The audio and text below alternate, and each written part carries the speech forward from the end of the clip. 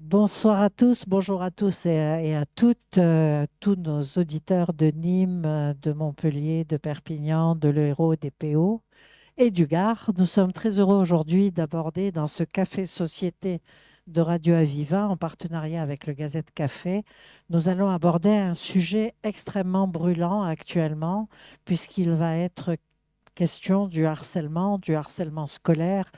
Comment le déceler, comment en débattre, comment lutter contre, comment soutenir les enfants qui en sont victimes. C'est une vraie question puisque c'est devenu un problème vraiment important. Pour donner une idée, en 2024, les chiffres de la région Occitanie, c'est qu'un jeune sur six en France est victime de cyberharcèlement et 24% des familles y sont confrontées. Donc c'est absolument énorme. On verra avec nos spécialistes sur le plateau si ces chiffres leur parlent. Alors pour évoquer ce sujet extrêmement important, Nadia Moula, bonjour. Bonjour. Nadia Moula, vous êtes coordinatrice pour le cyberharcèlement, la prévention des usages numériques déviants, bien sûr, à l'Académie de Montpellier, au rectorat. Tout à fait. Alors, effectivement, je suis coordinatrice académique en matière de prévention et de lutte contre le harcèlement. J'occupe un poste créé à cette rentrée dernière, donc depuis septembre 2024. Mais je ne l'occupe pas seule, j'ai envie de dire, puisque l'Académie de Montpellier s'est dotée effectivement de moyens importants. J'occupe ce poste à temps plein. J'étais une petite parenthèse auparavant conseillère principale d'éducation pendant plus de 20 ans, puis chef d'établissement pendant plus de 10 ans. Donc, vous connaissez Donc, le je sujet. connais effectivement le terrain de l'éducation et des cours de récréation et de On la reviendra maison tout à l'heure. éducation nationale. Voilà, on reviendra tout à l'heure sur les moyens justement qui sont déployés par le rectorat pour faire face à ce phénomène de société qui est totalement lié au fait que très souvent, dès 10 ans, les enfants ont un téléphone. Donc, ça n'a pas arrangé les choses. Nous avons avec nous Daphné Lafortune. Bonsoir. Bonsoir. Daphné, vous êtes psychologue clinicienne à Castelnau. Vous intervenez à l'ITEP, un institut sur la relation enfant-parent. Vous vous occupez de prévention également avec une écoute quand il y a des conduites à risque. Donc, clinicienne, les mains dans le cambouis sur ce sujet-là. Oui, tout à fait. Effectivement, c'est vrai que les jeunes que je rencontre, ce sont des jeunes scolarisés et qui, très souvent, dans ce qu'ils évoquent comme sujet de souffrance, évoquent ce sujet de l'harcèlement scolaire, de la relation à l'autre. Bien sûr, et on verra tout à l'heure comment ils vont vers vous et pourquoi ils vont vers vous, bien sûr, hein, comment ils y arrivent, en tous les cas. Et alors, notre troisième intervenante, Natacha Mouchet. Natacha, vous êtes avocate spécialisée en droit de la famille et droit des mineurs et vous faites partie de l'association L'Avocat et l'Enfant. Absolument. Donc, Et à ce titre, vous intervenez dans les établissements scolaires? Exactement. Alors, avec l'association L'Avocat et l'Enfant, on fait des actions de prévention sur notamment la question du harcèlement scolaire. Donc, on intervient dans les écoles, les collèges, les lycées pour essayer de sensibiliser les jeunes à leurs droits et notamment à cette question du harcèlement. Et en tant qu'avocate d'enfants, effectivement, je suis confrontée à cette problématique au quotidien. Donc, c'est important, on le voit, trois spécialistes qui sont totalement impliqués sur le sujet. Je voudrais qu'on commence par dire ce qu'est le harcèlement, tout d'abord, et ce qu'il n'est pas. Donc, le harcèlement, il y a différents types de harcèlement. Natacha, on a parlé de harcèlement de rue. Absolument. Alors, il y a différents types de harcèlement et finalement, le harcèlement scolaire est une construction récente puisque il est apparu avec la loi du 2 mars 2022. À l'origine, on avait le harcèlement moral qui existait, le harcèlement au travail et effectivement, il n'y avait pas d'infraction spécifique. La définition du harcèlement, je dirais qu'elle est la même pour tous les types de harcèlement finalement. Bien sûr. Le harcèlement, avant tout, c'est une violence. C'est une violence qui est basée sur un rapport d'intimidation, de domination entre le harceleur et le harcelé, et qui a pour effet une altération sur sa santé physique ou psychique. Donc ça, c'est valable dans tous les types de harcèlement. Avec la notion de répétition. Absolument. Et la notion désir de nuire quand même. Absolument. Il y a une C'est intention, important. effectivement. C'est intention. Il y a une intentionnalité. Bien sûr. Donc ça, c'est fondamental. On a parlé beaucoup de harcèlement de rue. On va faire un petit crochet de ce côté-là. C'est moins répété, bien sûr, mais ça devient important. Alors oui, d'autant plus que la loi était intervenue, alors si je ne dis pas de bêtises, c'est aussi en 2018 que on a pu retenir des faits de harcèlement qui n'étaient plus seulement basés sur un phénomène de répétition. C'est ça. Et donc, il suffisait d'un fait isolé, mais intervenu par un groupe qui avait pour intention, effectivement, voilà, donc c'est notamment pour pouvoir punir le harcèlement de rue Ouais. que la loi a permis qu'il n'y ait pas seulement en cas de répétition qu'on puisse poursuivre les faits de harcèlement. Donc la loi évolue en fonction Tout à fait. des contextes, Tout à ça fait. va de soi. Alors, beaucoup d'enfants ont leur appareil téléphonique, leur petit ordinateur, etc. Ça a rendu finalement ce harcèlement aisé. Alors effectivement, la dimension différente désormais, à travers notamment les réseaux, l'utilisation des téléphones portables et notamment les réseaux sociaux, qui ont pris une place particulièrement importante dans la vie des jeunes aujourd'hui. Et vous le savez en tant que parents, on le sait en tant que professionnels, les réseaux se sont totalement substitués ou sont venus se greffer à la notion justement d'un individu dans un groupe. Et effectivement, la difficulté avec les réseaux sociaux, c'est que dès lors qu'ils sont utilisés à mauvais escient, ou en tout cas que c'est un outil ou un vecteur de moquerie qui peut dériver vers une situation de harcèlement, c'est que les frontières de l'école explosent avec les réseaux sociaux. C'est-à-dire que là où le jeune, à la fin de la journée de classe, rentrait chez lui, pouvait retrouver dans son univers personnel, familial, un répit, en tout cas une rupture rapport à un dialogue. Aujourd'hui, au travers, avec son téléphone portable, ou en tout cas avec les réseaux, mais ces relations parfois conflictuelles, voire toxiques, se poursuivent dans l'intimité de la chambre, se poursuivent sur les temps de repos, se poursuivent le week-end, se poursuivent sur les temps de congés scolaires. Donc c'est effectivement un envahissement total avec ces réseaux sociaux de la vie de ce jeune, d'où tout le travail effectivement de prévention, d'éducation qu'il est nécessaire de faire dans les établissements scolaires, dans les structures qui les accueillent, mais aussi avec les parents, évidemment, qui sont des partenaires incontournables. 83% des parents ne savent pas exactement ce que leurs enfants font sur les réseaux sociaux. Donc, c'est quand même c'est énorme. C'est énorme. C'est important ce que vous soulignez là. Effectivement, ça fait partie véritablement des messages forts en matière de prévention que nous adressons aux parents dans le cadre justement des rencontres, des cafés avec les parents, de soirées que nous pouvons animer dans certains établissements avec les parents, parce que les parents sont parfois, et souvent d'ailleurs, démunis, se posent des questions, s'interrogent, que faut-il faire? Est-ce qu'il faut que j'interdise? Est-ce qu'il faut que je surveille? La question principale, l'idée principale est surtout de ne pas laisser un jeune seul au contact de ces réseaux. C'est-à-dire qu'il faut s'y intéresser en tant que parent, partager. Tiens, qu'est-ce que tu regardes? Passer la tête dans la chambre. Absolument, parce qu'il y a du bon, il y a du mauvais, Oui. Mais il y a également du bon. Nadia Moula, nous faisons des actions pédagogiques à Aviva dans les établissements scolaires sur les dangers des réseaux. On a eu une fois 2 enfants collégiens dont les parents n'ont pas voulu. Ils n'avaient ni le droit à l'image, ni le droit à la parole.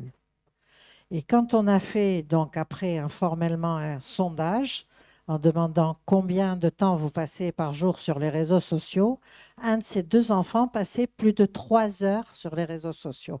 C'est extrêmement significatif parce que le parent le voit dans sa chambre et ne sait pas ce qui se passe. Donc, je voudrais demander justement à Daphné Lafortune, comment on s'aperçoit qu'il y a quelque chose? C'est vrai que je crois que là, on s'aperçoit, c'est dans la dynamique de la relation. C'est vrai que les réseaux sociaux sont venus peut-être remplacer en fait la question de la relation. Ouais. C'est vrai qu'effectivement, un enfant qui vous parle moins, qui est plus évitant, qui ne prend plus plaisir à partager. S'il se renferme? Tout à fait. S'il se renferme. Bon, ce sont des signes où il est clairement happé plus par l'extérieur alors qu'il est dans un intérieur maison, et que dans l'intérieur maison, il y a quelque chose dans la relation où qu'il n'y a plus. Souvent, c'est aussi une forme de refuge. Hein. Ouais. Souvent, quand l'enfant se sent seul, il y a un sentiment d'isolement, de solitude. Plus il se sent seul, plus il utilise les réseaux sociaux pour se donner une illusion de relation. Alors, il y a l'aspect de les algorithmes rassemblent les enfants par identité, d'opinion et du coup, l'enfant a l'impression d'être dans un groupe finalement. C'est un gourou immatériel. Tout à fait. Et c'est vrai que c'est là où le travail de prévention, c'est de les aider à faire frontière entre le virtuel et la réalité. C'est ça. Hein, comme ils disent, 10 000 likes, est-ce vraiment des amis? Hein, voilà. Et qu'est-ce qu'il y a derrière l'amitié? Et est-ce qu'il y a des sorties? Est-ce qu'on se rencontre? De quoi vous parlez? Voilà, c'est là où il faut vraiment les aider à identifier, déceler, parce que très souvent, il y a une confusion Ouais. chez eux entre mais c'est mon ami, mais en fin de compte, nous ne sommes pas amis, nous ne sommes amis qu'à travers un écran. Un réseau social. Alors, il faut dire que ça va assez loin quand même. Il commence d'ailleurs à y avoir des jeunes qui se désinscrivent de certains réseaux TikTok, etc., parce que trop envahissants, parce que trop prégnants, trop de violence à l'intérieur. Donc c'est plutôt bon signe, ça donne un peu d'espoir là, qu'il y ait une régulation qui se fasse, Nadia Moula. Alors oui, effectivement, je pense que à travers les campagnes de prévention, de sensibilisation et d'éducation, les jeunes ne sont plus, les jeunes sont en tout cas conscients des limites ou en tout cas des pare-feux qu'il est nécessaire d'établir et exercent leur esprit critique. Je voudrais évoquer à ce sujet, parce qu'il y a un véritable facteur d'addiction. Oui. On l'a tous éprouvé les uns les autres avec notre maturité. Je voudrais évoquer une expérimentation qui est en cours depuis cette rentrée dans l'Académie de Montpellier. Alors, c'est une expérimentation. Elle concerne 13 établissements, essentiellement des collèges, mais également un lycée, qui s'intitule, vous en avez sans doute entendu parler, la pause numérique. Oui, Voilà. c'est tout à fait intéressant. Et précisément, l'idée... C'est pour casser l'addiction. Voilà, tout à fait. Précisément, l'idée, c'est de permettre aux élèves, parce que le portable est de toute façon, l'usage du portable est interdit dans les établissements scolaires, mais effectivement, c'est de permettre aux élèves de se dire « je suis capable de me passer de cet outil pendant une journée entière ». Je suis capable de ne pas le regarder. Et la dimension éducative irait, et c'est l'objet de cette expérimentation, jusqu'à inciter les familles à faire des pauses numériques à la maison également. Parce que Nadia Moula, ça veut dire qu'en arrivant, l'enfant ou l'adolescent donne son appareil, son téléphone, qui est enfermé dans une armoire ou peu importe, et il est en sécurité, il le récupère à la sortie de l'école. Tout à fait. Il le récupère de toute façon, en effet, à la fin de sa journée de classe. Il n'est pas détenu par l'établissement. Ça reste sa propriété. Alors, différentes formules ont été imaginées en fonction des contextes et des moyens donnés aux établissements. Certains établissements, effectivement, les sécurisent dans des armoires, dans des boîtes à l'entrée, à l'arrivée de l'établissement.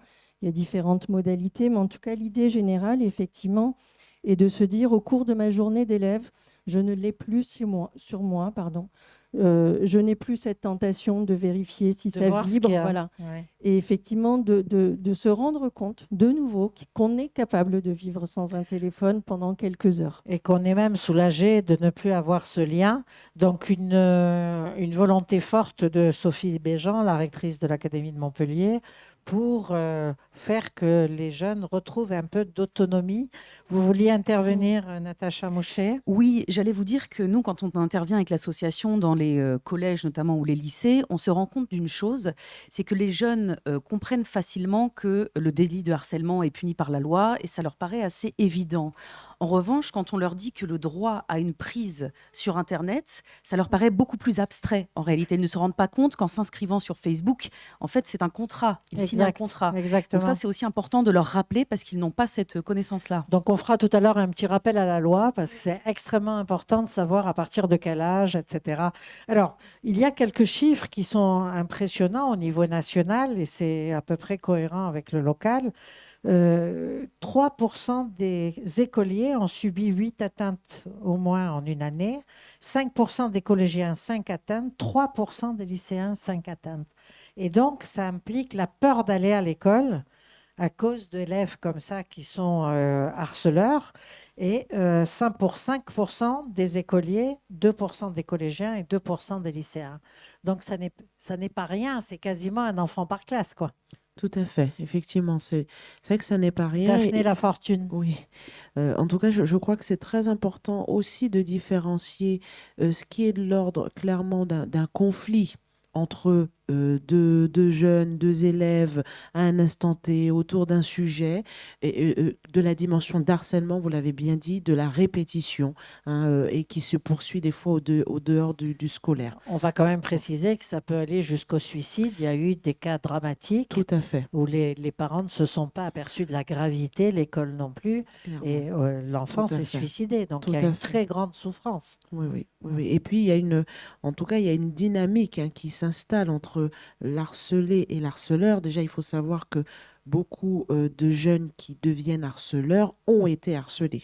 Hein. Oui. Il y a ce qu'on appelle un peu l'identification à l'agresseur. Donc, c'est vrai que c'est là où il y a tout un travail auprès de l'harcelé, mais aussi de l'harceleur, mais aussi de l'observateur, pour vraiment casser une dynamique un peu triangulaire qui s'installe avec une forme de relation d'emprise. Et souvent, c'est vrai que l'harceleur repère, et ça, ce sont des choses très inconscientes, repère chez l'enfant harcelé La une petite fragilité. fragilité, mais c'est sa propre fragilité à lui qu'il n'accepte pas. Hein. Et donc, Ah oui. c'est ça qu'il Il y faut a un pouvoir... effet miroir Tout à finalement fait. avec le harcelé. Complètement, tout à J'ai fait. une fragilité, je la décèle chez quelqu'un, je vais le harceler pour juguler ma fragilité. C'est Voilà. ça l'idée? Ça peut être en tout cas, voilà, c'est Ah. raccourci, mais il peut avoir ce mouvement-là, tout à fait. D'accord. Donc c'est important. Plusieurs baromètres ont été mis en place d'ailleurs. Alors, je voulais revenir effectivement sur l'importance des témoins que vous évoquiez, parce qu'effectivement, c'est rarement une relation duel, hein. Il y a un élève, un jeune victime, il y a l'agresseur, et puis il y a effectivement les observateurs. Et c'est tout le travail également, hein, qui est fait dans les établissements scolaires. J'évoquais tout à l'heure les élèves ambassadeurs, hein, que ce sont Oui. des élèves effectivement qui sont formés, volontaires. Qui sont des médiateurs, qui ont Qui- le même âge que les autres élèves. Absolument, En fait, hein. ce sont des élèves de la classe, de l'établissement, qu'importe, qui sont particulièrement sensibilisés, formés en établissement pour précisément être à l'écoute, repérer, détecter et signaler justement aux adultes ou accompagner l'élève qui subirait une moquerie. Alors, vous évoquiez tout à l'heure la notion d'intentionnalité. Je voulais revenir sur ce point également. C'est-à-dire que souvent, hein, on entend, vous devez sans doute entendre dans le cadre de vos consultations, mais on entend également en établissement scolaire, mais madame, monsieur, c'était pour rire, c'est rien, c'était une blague. Sauf qu'effectivement, ça peut débuter par ce type de relation duel, mais dès lors, effectivement, que la relation se déséquilibre, c'est-à-dire qu'il y a un dominant, un dominé, hein, pour raccourcir un petit peu, le propre de l'adolescent va faire qu'effectivement, et notamment les témoins, ont un choix, ils vont devoir se positionner, et parfois le positionnement n'est pas le bon, c'est-à-dire qu'ils vont surenchérir, ils vont alimenter, ils vont rire, Ou ne pas ils vont vouloir regarder à rapporter côté, voilà, aussi. tout à fait, plutôt que de se positionner en disant ben non, ce que tu viens de dire, ça se fait pas, ben non, c'est pas, on Donc, n'agit pas ainsi. Ce qui veut dire qu'il faut vraiment faire des sensibilisations générales dans les écoles, en fait. C'est la Sur- mission de l'école d'éduquer, C'est la mission, effectivement, exactement. et de prévenir, tout à fait. Oui, Oui, et ça fait partie aussi des... Natacha Mochet. Ça fait partie aussi des choses que nous, on essaye de travailler avec eux quand on fait de la prévention. Ce que vous dites est extrêmement important, c'est effectivement de prendre conscience que ce n'est pas une relation à deux, effectivement, et que les spectateurs ont leur rôle à jouer. Et on essaye de les amener à réfléchir à qu'est-ce que je peux faire en tant que spectateur. Parce qu'effectivement, le fait aussi de ne rien faire a des conséquences. Donc c'est d'essayer de casser effectivement ce schéma. Et tout le monde a un rôle à jouer à travers ça. Est-ce que le témoin qui ne dit rien est répréhensible au vu de la loi? Alors, c'est pas forcément en ce sens-là, je dirais que C'est plus moral. oui, c'est Voilà. ça, c'est ça. Voilà. C'est qu'il peut y avoir, hein, des questions de complicité, etc. Mais là, nous, quand on essaye de faire de la prévention par rapport à ça, c'est pas tellement de leur dire vous risquez d'être poursuivis sur le plan pénal, mais c'est de leur dire que leur inaction, effectivement, en quelque sorte, ça pourrait, hein, dans le cas extrême, être assimilé à une complicité ou voilà.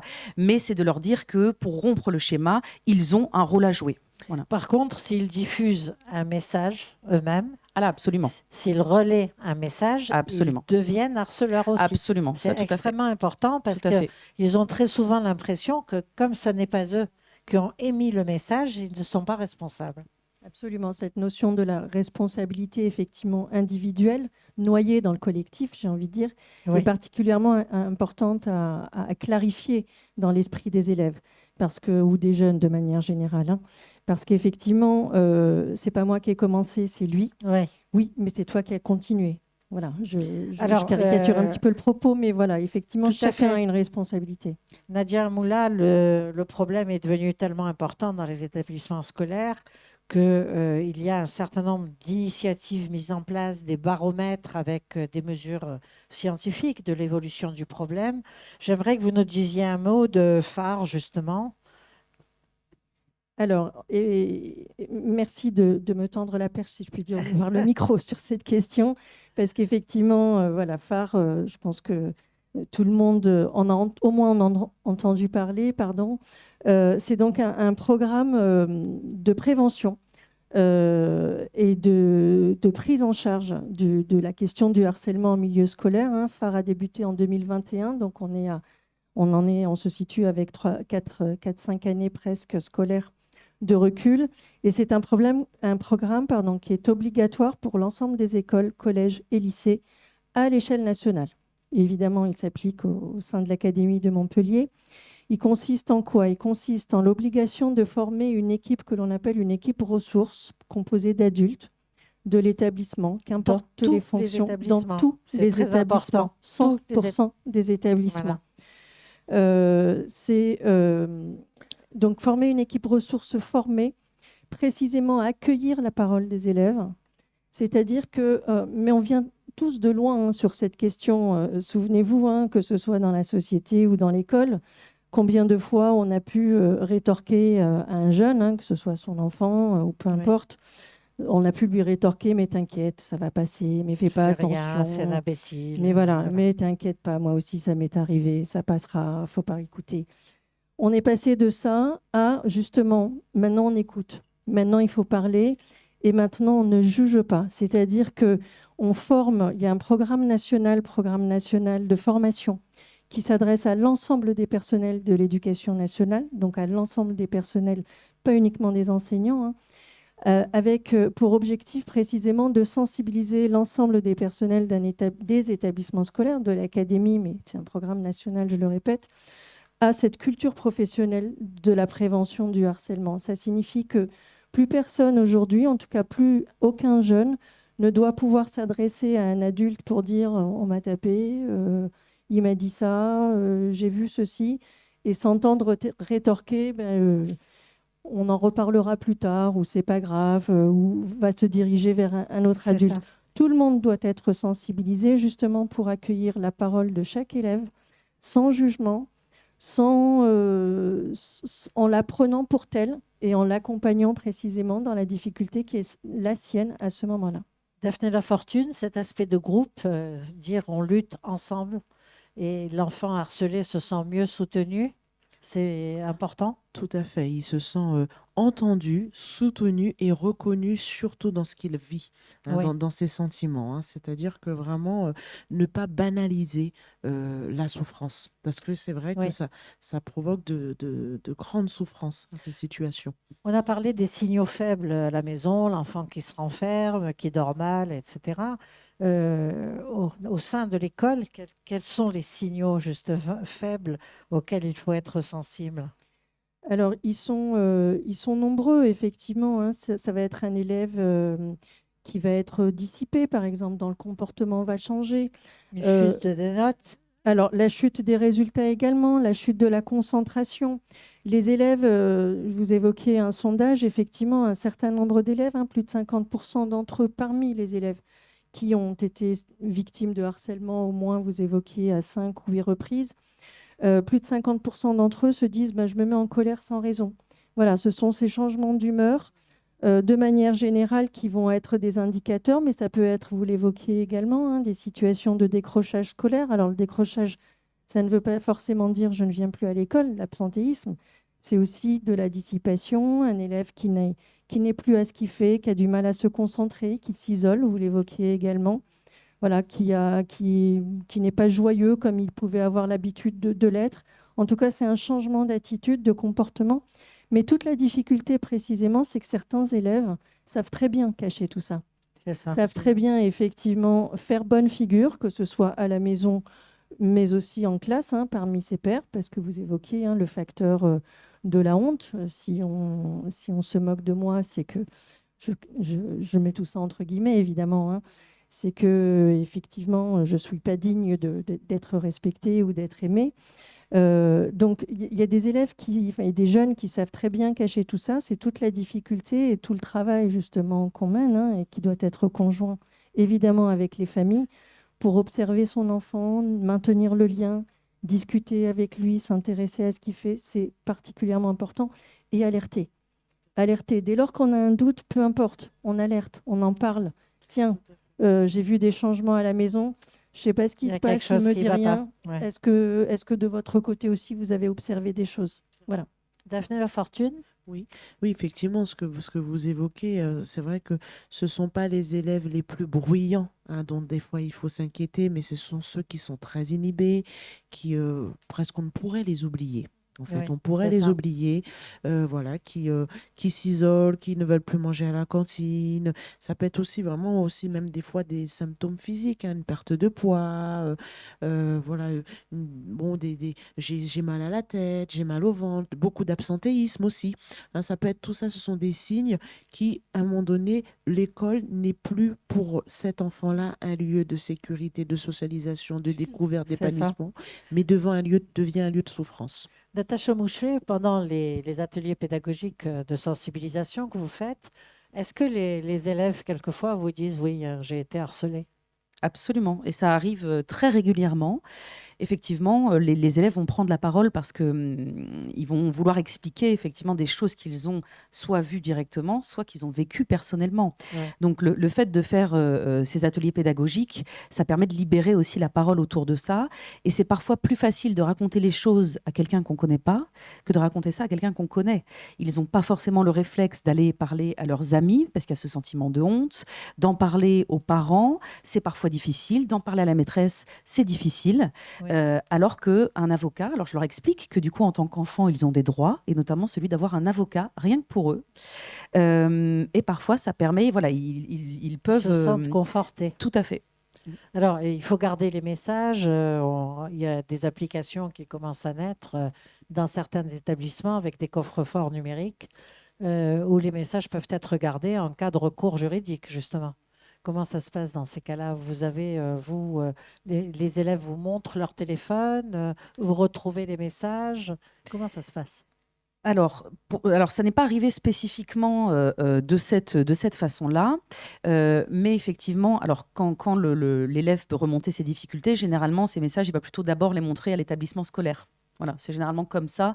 Nous, quand on intervient, c'est plutôt, je dirais, après, en bout de course, et ce seront des éléments de preuve qui peuvent être produits si jamais, tout à fait, si jamais effectivement ça va devant le tribunal pour enfants, c'est des éléments de preuve qui seront gardés au dossier. C'est important, effectivement. Justement, pour vous, au niveau du rectorat, ce sont les CPE qui recueillent cette parole ou les infirmières? Comment ça se passe? Alors, dans les équipes ressources que j'évoquais, on peut retrouver effectivement des CPE, mais on retrouvera également des enseignants, on retrouvera des assistants d'éducation, on retrouvera des AESH, on retrouvera des infirmières scolaires, on peut retrouver des agents également. En tout cas, toute la communauté éducative, il y a une très, très grande variété et pluralité de personnel de l'éducation, ou en tout cas qui exercent en milieu éducatif, qui s'engagent dans ces groupes ressources, parce que l'élève, il est élève à la cantine, et donc là, ce sont davantage les agents et les surveillants qui officient et qui observent et qui entendent. L'élève, il est élève dans une classe, donc c'est davantage là, effectivement, sous la supervision d'un enseignant. J'ai vu également des équipes de direction, évidemment, des chefs d'établissement, des secrétariats également, se mobiliser au sein de ces groupes phares, enfin en tout cas de ces équipes phares, puisque c'est effectivement véritablement une mobilisation de toute la communauté éducative parmi lesquels je pense également aux parents, bien Oui, sûr. bien sûr, Bien sûr. évidemment. Euh, Avec un dialogue avec l'école, quelquefois, pour vérifier, je suppose, s'il y a anguille sous roche. Voilà, tout à fait. Alors, on évoquait hein, l'aspect cyberharcèlement et les réseaux. Je voulais simplement en profiter également pour rappeler hein, que la majorité numérique, je pense que l'idée de la question de la majorité numérique est assez peu, sans doute assez peu connue ou mal connue.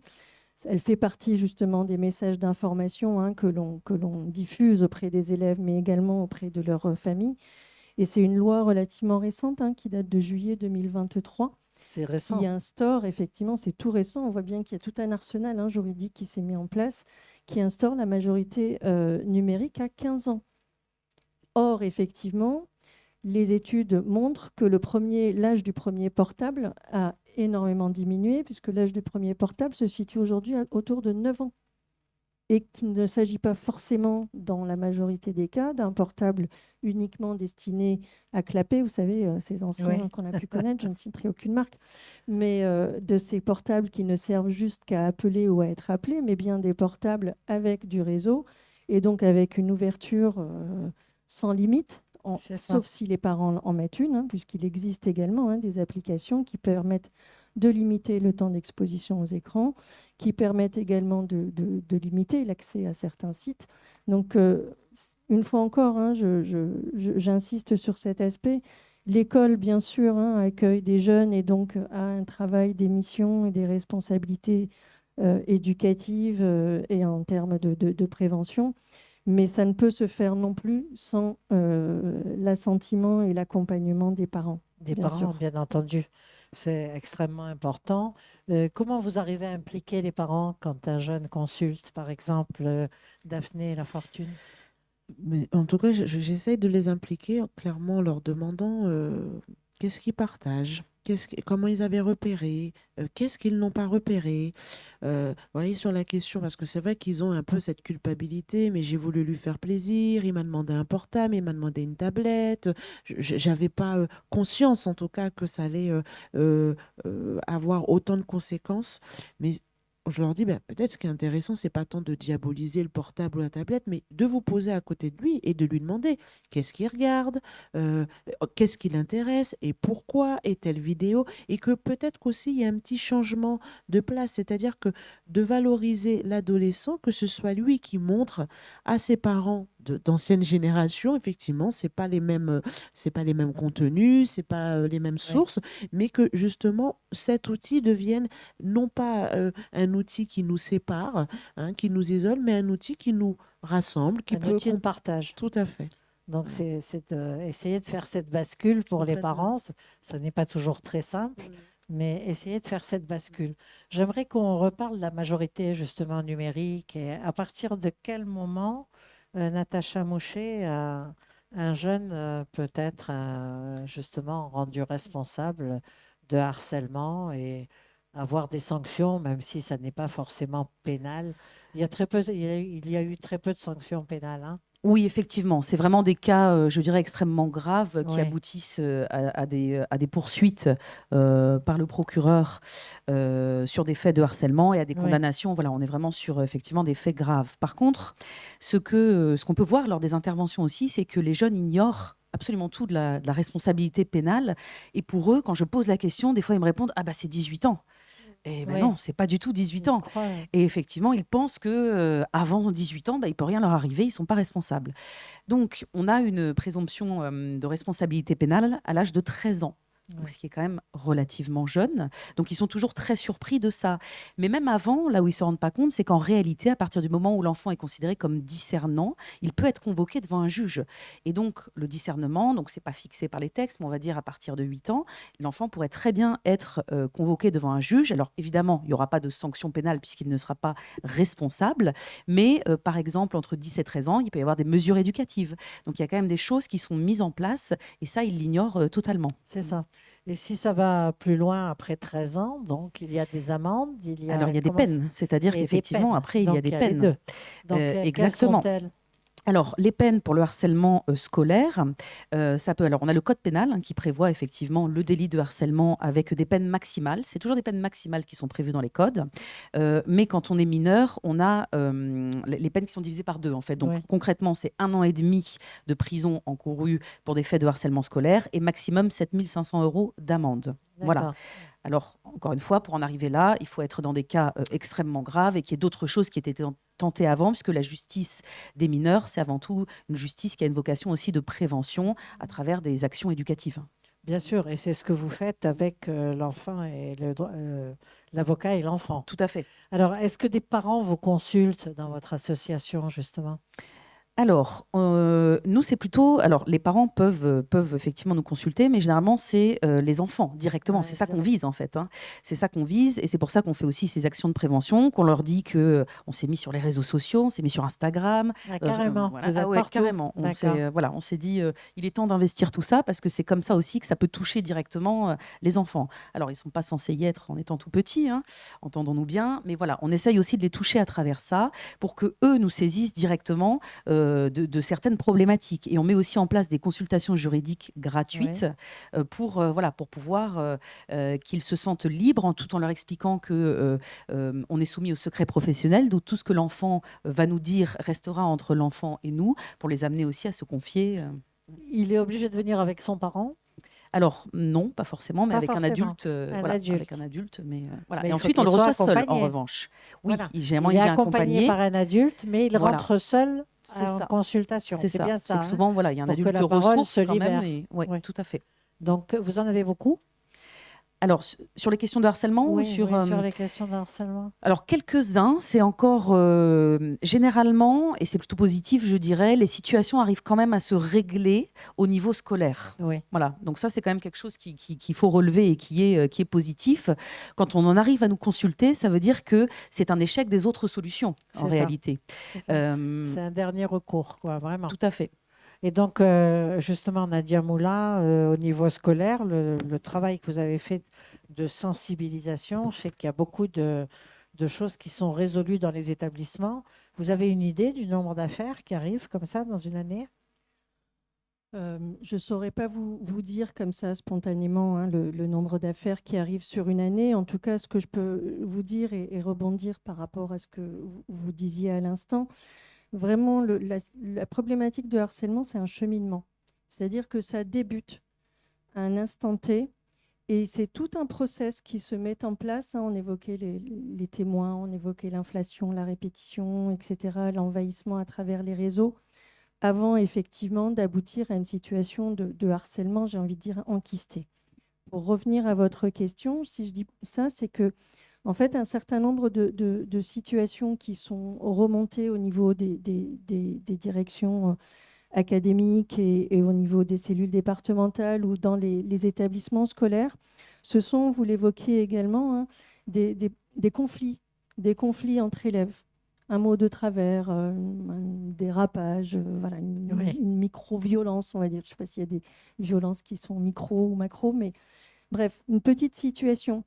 Et tout l'intérêt du programme et tous les effets bénéfiques de ce programme phare de prise en charge, c'est que précisément quand la situation est prise aux premiers instants, tout de suite, elle est rapidement résolue. Elle est rapidement résolue. On met en place une méthode qui s'appelle la MPP, la méthode de préoccupation partagée, qui a justement pour effet de permettre méthode de préoccupation partagée. On se préoccupe. Ça dit bien son voilà, nom. et tout à fait. On se préoccupe ensemble du sort ou du bien-être d'un élève. C'est-à-dire qu'elle consiste non pas à incriminer un individu, un jeune, en lui disant qu'est-ce que tu as fait, c'est pas bien ce que tu as fait, mais bien de lui dire tiens, on m'a dit ou j'ai observé qu'un de tes camarades là n'a pas l'air d'aller bien en ce moment. Qu'est-ce que tu en penses?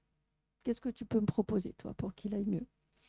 Et on embarque l'élève, non pas dans une posture, ou le jeune, on l'embarque non pas dans une posture de criminel, de l'agresseur, mais on l'embarque dans une posture de « je vais participer à la solution ».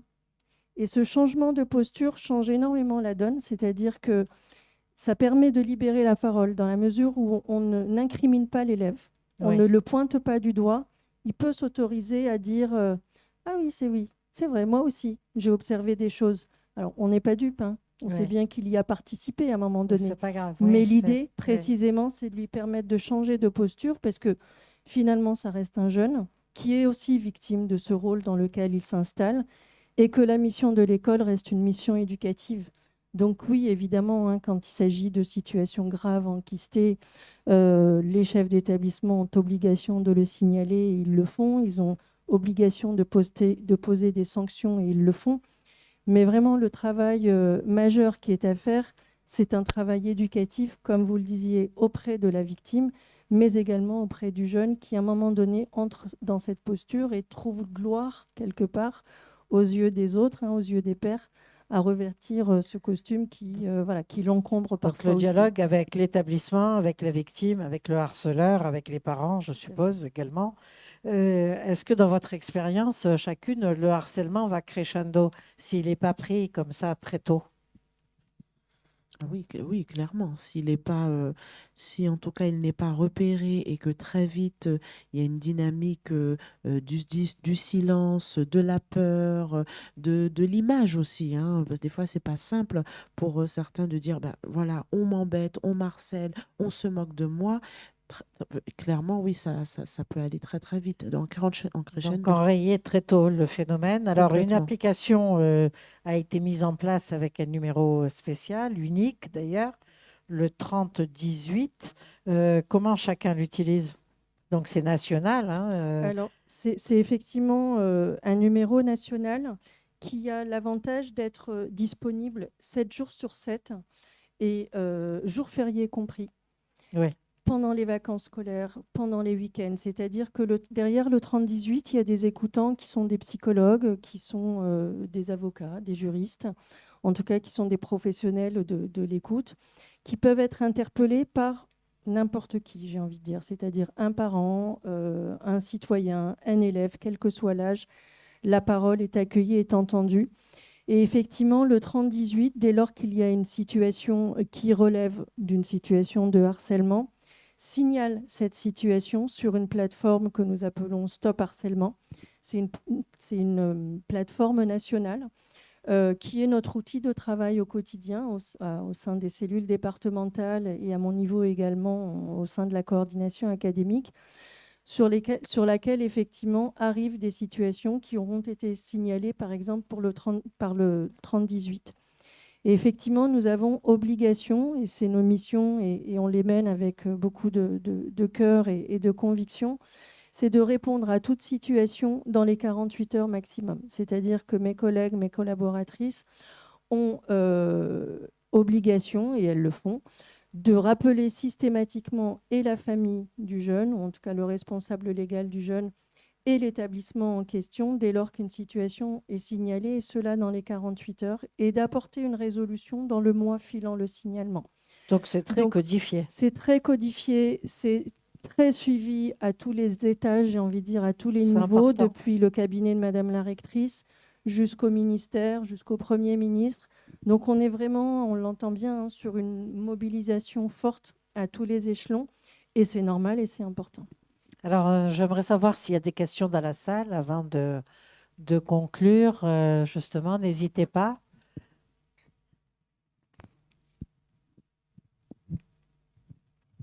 Alors, la lutte contre le harcèlement scolaire, c'est une priorité dans le plan académique et vous l'avez bien précisé. Cependant, je voulais vous demander, dans les concours académiques, il y en a annuellement de lutte contre le harcèlement scolaire. On voit apparaître de plus en plus des productions d'élèves, d'enseignants très engagés, de chefs d'établissement, qui montrent, avec des affiches, avec des vidéos, qui montrent que parfois la lutte contre le harcèlement scolaire rejoint aussi la lutte contre les discriminations. Moi, j'ai souvenir d'une vidéo lauréate où justement on traitait d'un cas d'homosexuel à l'intérieur et c'était particulièrement violent. Donc le harcèlement scolaire, il vient aussi parfois de ce problème de discrimination. Oui. Alors effectivement, hein, merci Nadia Moula. de me donner l'occasion d'évoquer deux événements forts. J'en évoquerai un troisième même. Deux événements forts qui sont la Journée nationale de lutte contre le harcèlement le 7 novembre dernier, en l'occurrence, qui est donc l'occasion donnée aux établissements scolaires de se mobiliser. Alors vous évoquez des affiches, effectivement, parfois ce sont des conférences, des événementiels dans les établissements pour mobiliser la communauté éducative à ce sujet. Dans le cadre des concours, en effet, vendredi soir, se clôture le dépôt des concours non au harcèlement avec des lauréats académiques et, nous l'espérons, des lauréats nationaux. Et effectivement, dans le cadre de ces concours, il y a des jurys, en tout cas des prix spéciaux pour le harcèlement de nature sexiste et sexuelle. Il y a des prix spéciaux cette année, en l'occurrence, pour des affiches ou des vidéos qui vont combattre, ou en tout cas qui ont vocation à prévenir le cyberharcèlement, mais également sur la problématique de l'inclusion, c'est-à-dire de toutes les moqueries autour de la différence. Donc bien sûr, tout ce qui est, j'ai envie de dire, différent, c'est le propre de l'adolescent. L'idée, c'est surtout de ressembler à son camarade et à tous les autres. Donc, dès lors que l'on est un petit peu singulier, mais la singularité, on la retrouve dans la couleur d'une casquette, on la retrouve dans des petits détails, voilà, c'est qui un vont alibi, effectivement c'est quelquefois qui vont effectivement être agrippés par un tiers et faire l'objet d'une moquerie. Une autre question, là? Alors, c'est surtout par rapport au fait qu'on a beaucoup d'enfants qui sont porteurs de troubles du neurodéveloppement, qui sont énormément concernés par le harcèlement scolaire. Donc, concrètement, comment on arrive à repérer ça en tant qu'éducation nationale? Déjà que la prise en charge est compliquée pour eux à l'école. Alors, le harcèlement scolaire, qu'est-ce qu'on fait concrètement pour ces enfants-là? Alors, oui, si on a. Alors déjà, psychologiquement. Oui, alors justement, là où je travaille à l'Institut thérapeutique, éducatif et pédagogique, la porte d'entrée pour être admis dans cet institut, c'est les troubles du neurodéveloppement, notamment, et également les troubles de l'hyperactivité. Donc, en plus je dirais, l'éducation nationale, il y a des établissements de soins qui viennent aussi en soutien pour ces jeunes-là. Et justement, ces questions-là sont abordées, traitées et travaillées avec le jeune et avec sa famille. Donc on a en concertation avec l'école. Voilà, des établissements, l'école avec tout l'ensemble des participants à cette démarche, et des associations, nous l'avons vu. Et puis au niveau donc, du rectorat, quel est votre retour, vous, sur l'action portée? Pour vous répondre, moi j'ai envie de dire, l'éducation nationale accueille tous les élèves, c'est-à-dire quel que soit leur profil, quelle que soit leur spécificité, et tous les élèves, en tout cas dans le cadre du programme de prévention en matière de harcèlement, sont traités au même titre. Donc, il n'y a pas de distinguo de réaliser, en tout cas dans les établissements scolaires ou à notre échelle, à l'échelle départementale ou académique. Il n'y a pas de distinction qui est faite à partir du moment où un jeune est en souffrance. Mais c'est un jeune en souffrance, c'est un élève en souffrance. Merci. C'est pas forcément de faire une distinction parce qu'on est tous différents effectivement, mais c'est de mettre en avant qu'il y a des enfants qui ont par exemple une AE sage, qui ont par exemple des feuilles agrandies en A3, qui ont besoin de plus d'aide. Et ça, c'est une vraie problématique qu'il faut pouvoir dire.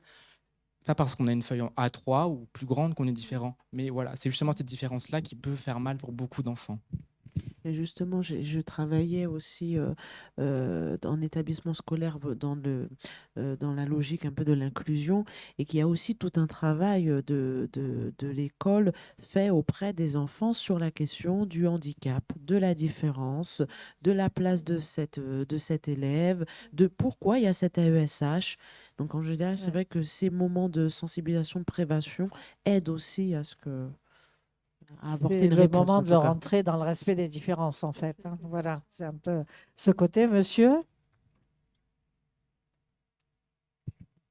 Il y a une voisine m'ayant rapporté que son fils souffrait d'hyperactivité et que son naturopathe lui avait demandé de lui supprimer tous les laitages.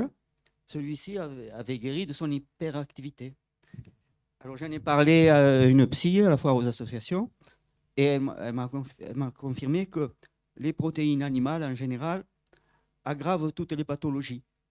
Alors je me demande s'il ne serait pas utile d'enquêter sur le régime alimentaire des harceleurs et aussi des harcelés, dans la mesure où la profession où on se suicide le plus, 4 fois la normale, ce sont les vétérinaires, qui sont de gros consommateurs de protéines animales parce qu'ils bénéficient Alors, dedans. c'est, monsieur, une démarche à long terme, certainement. En tous les cas, quand il y a une situation de harcèlement, il faut, à mon avis, des actions qui interviennent rapidement, en fait, un dialogue qui intervient rapidement.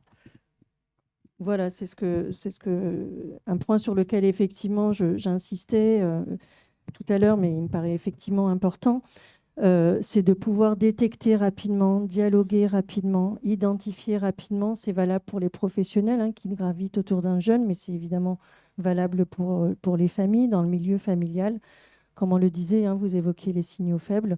Dès lors que l'on a un doute, dialoguer avec son enfant, l'interroger sans culpabilité, sans être trop intrusif. Et puis, si on est en difficulté, vous évoquiez le 30-18, premier réflexe auprès desquels on peut trouver conseil, mais premier réflexe aussi, c'est de se retourner vers l'établissement scolaire pour échanger avec les professionnels et puis voilà, Très bien. accompagner le jeune. Natacha Mouchet.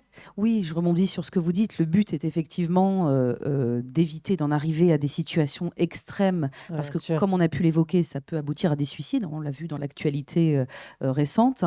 Et j'ai oublié de vous préciser que la sanction, justement, diffère. La loi pénale a prévu que, en fonction des conséquences du Bien harcèlement, sûr. c'est plus sévèrement puni. Donc, Bien ça sûr, aussi, bien sûr. Alors, je voudrais vraiment vous remercier. On a fait on pourrait en dire beaucoup, beaucoup plus, mais je vous remercie d'avoir fait cette synthèse sur les questions de harcèlement scolaire, comment le déceler, comment le combattre, qu'est-ce que l'institution met en place, qu'est-ce qu'un psychologue peut apporter, qu'est-ce qu'un juriste peut apporter. Et merci à toutes les trois d'avoir participé. Daphné Lafortune, psychologue clinicienne, Natacha Mouchet, avocate en droit de la famille et membre de Avocats et l'enfant, une association qui intervient dans les écoles. Et Nadia Moula, vous avez, vous, la responsabilité de la coordination du cyberharcèlement. Et c'est une lourde charge à l'Académie de Montpellier.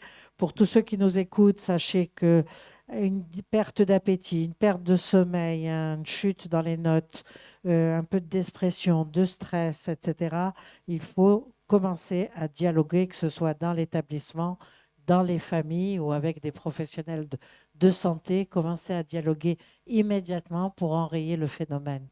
Il a été accentué par les réseaux sociaux et il est important que chaque parent, chaque éducateur, chaque individu tout court soit au courant de cela.